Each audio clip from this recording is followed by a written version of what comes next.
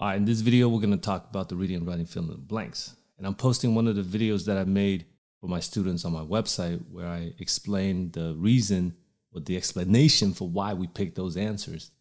And when you're dealing with reading and writing fill in the blanks, there's really not a lot of technique involved because you got to know your vocabulary, your collocations, your dependent prepositions.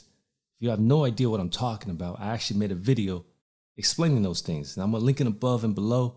You might want to check that out before you watch this one. Again, there's not a lot of specific technique you can put into this where you'll always get the right answer because it does require some English, right?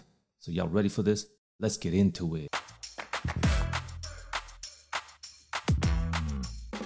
All right, it's the fourth practice for the reading and writing fill in the blanks, and we only have 4 blanks this time.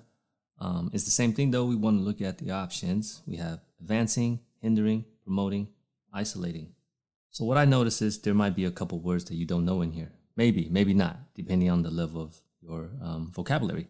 But what we want to do is look at before and after the blank to see if we can create a collocation. I don't see anything with the as, but what about job growth? Well, advancing job growth, hindering job growth, promoting job growth, isolating job growth. I would say isolating job growth is the only one that doesn't work. The other 3 might actually work. So we need to take a look at what they're talking about then. So we do need to read the sentence and what is the context. So from reading the sentence, what I notice is we're talking about job quality and less addressed. What does that mean? That means they don't address, they don't focus on job quality. What do you think will happen if you don't focus on quality of anything? Is it going to be a good thing or a bad thing that happens? In my opinion, it should be a bad thing. Do you agree with my opinion? Now, looking at these words, what do you feel like? What are the bad words or negative words, not bad words? But I would say advancing would not be a negative. Promoting would not be a negative. Maybe isolating, maybe hindering. But that's where it becomes tricky because do you know the definition of these words? Well, hopefully you know isolating because you'll hear that more often. It's used in many ways. So what does hindering mean? So in my opinion, I would go with hindering. And the reason is because advancing and promoting are both positive words and isolating doesn't fit here because it doesn't mean they want to make it by itself. So hindering, slowing down job growth. You do not want to slow down job growth. You want it to continuously grow. That's why I would pick hindering. Now, what do we have for number 2? Number 2, we have, again, jobs and creating new jobs. Okay, so that kind of tells you something right there. But what are we looking at in the front? The quality of some type of jobs. And now you're combining it with the and. This is a clue right here, and, because they're talking about 2 things that should be on the same topic, right? This right here is talking about creating new jobs. So I don't believe the one in the front should be new jobs. It should be jobs that are already there. And they're talking about the quality of it. Which one of these 4 options, actual, existing, future, and forgotten, which one of these words would describe jobs that are already there? Actual might work and existing. But the reason why we would pick existing is because actual means real. We're not talking about people having fake jobs or real jobs. We're talking about jobs that are already there. And the only word that fits is existing. All right, so we're halfway through the video.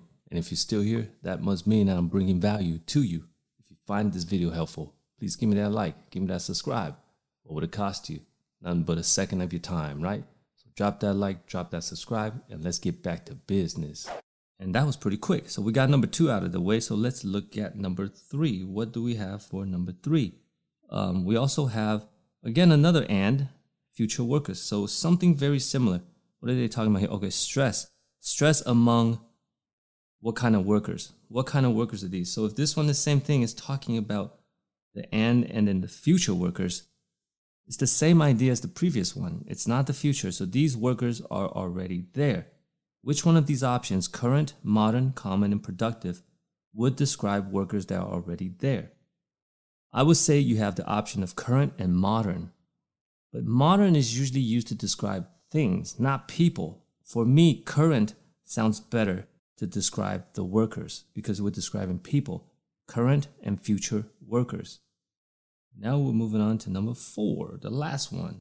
What are we talking about here? Stress at work highlights these blank. Okay, looking at the options, employments, tasks, concerns, interests. Well, I'm looking at stress. The word is stress, right? What are they talking about here? It's a report.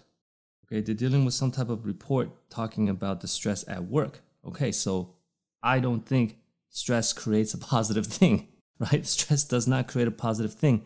So which of these four options do you feel like is a negative word? Because stress at work should create something negative. It should not create anything positive.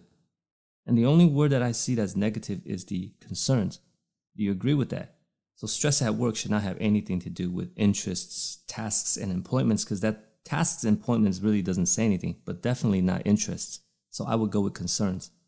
And those are the reasons why I would pick these answers. All right, there you have it. That was just one of the videos that I made for my students on my website, and I took it out. I'm sharing it with you on YouTube.